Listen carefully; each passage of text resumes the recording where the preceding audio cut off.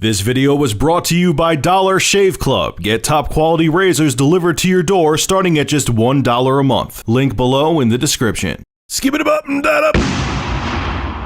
So this is kind of a shitty video that I didn't expect to make, but I just found out today, thanks to a Facebook fan of mine, that Rev3Games is no more. I had no idea until he mentioned it, and I went to go confirm it. I saw a couple articles, but they seemed kind of sketchy. Then I just went to Rev3Games on YouTube themselves, which I am subscribed to, so I'm surprised I didn't see the video. And yeah, Nick Robinson and Tara Long made farewell videos, and I think that's pretty damn shitty. Now, the writing has been on the wall, unfortunately, with Rev3Games for a while. Ever since Adam Sessler left, if you go look like on Social Blade, because I will look at other channels and I keep up with numbers because, well, it's kind of what I do for a living. Any other job, you would do the same thing. And ever since Adam left, for quite a while, they started gaining subscribers towards the end again. But they were losing hundreds of subscribers on a daily basis. Because let's face it, when Adam Sessler came in there, a lot of people who followed Adam and solely followed Adam came from other places to watch him again. And I really feel like Rev3Games wasn't given a fair chance. I feel like they were branded as the Adam Sessler show. I love Adam to death. It has nothing, I'm not saying anything negative about Adam Sessler, but we are creatures of habit.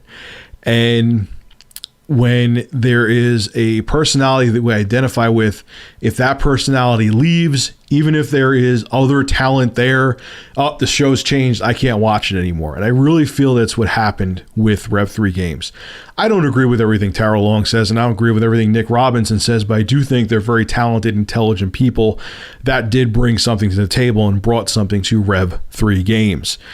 It also shows too, and the demise of Rev3Games shows how fragile this industry is, and how if even the slightest aspect of your show changes, or your YouTube channel changes, or your TV show, or any form of entertainment, or your band, if someone leaves, if someone, because people always leave and things always happen, people get other opportunities, they just have life changes, they have challenges in their personal lives that they can't keep up with the show anymore, or the band anymore, or so on and so forth.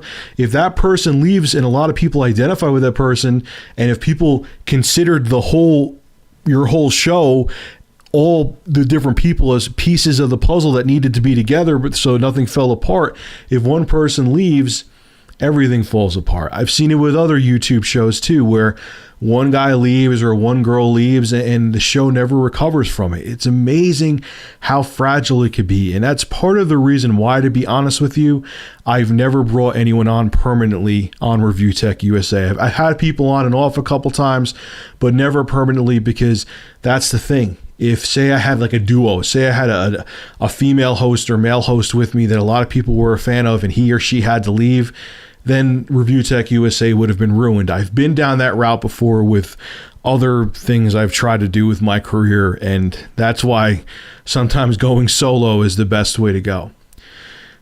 A lot of people also gave Rev3Games flack because, oh, they were, what did I see? They were hipster, they hated Nintendo, they were emo. And if anything, I think that Rev3Games was an asset to this industry, because you had, whether you agree with their opinion or not, and there have been many times I haven't agreed with their opinion, they always came at everything with a sound mind. They weren't a fan of any just single corporation like a lot of people are on YouTube. They threw flack at Nintendo, they threw flack at Sony, and they gave Sony flack as well. And that's so damn rare, especially this generation seems to be even worse in the seventh generation, is that there's so many people that not only are diehard fanboys of a certain corporation, they'll actually spread misinformation purposely to throw slander at their the company that they're not siding with. So if someone's a Microsoft fanboy, they'll make up crap to talk about Sony that isn't even true. And that's one thing that Rev3Games didn't do, I mean, at least purposely anyway. I mean, I've made the mistake before. I've accidentally given misinformation to myself, but they didn't do it on purpose, just like me, okay? And to lose a sound-minded group of people in the gaming community and in the gaming industry sucks. And I think that Rev3Games brought a lot to the table, and to see them go, I think even if you weren't a fan of them, I think in the future you'll realize how much of an asset they were, and they will be missed. Even if you weren't a fan of the show, you will miss them. I'm also hoping that Adam Sessler didn't leave Rev3Games because of all the bullshit he had to deal with. And I hope Rev3Games isn't being dismantled because of all the internet wars going on, because indirectly I think that may have been a cause of it. And I'll end this video with an interesting comment that a YouTuber made, because I thought the way it was worded was excellent, and it holds a lot of truth to it. This is what the YouTuber had to say. I can't help but wishfully envision a parallel universe where people aren't needlessly shitty to one another on the internet.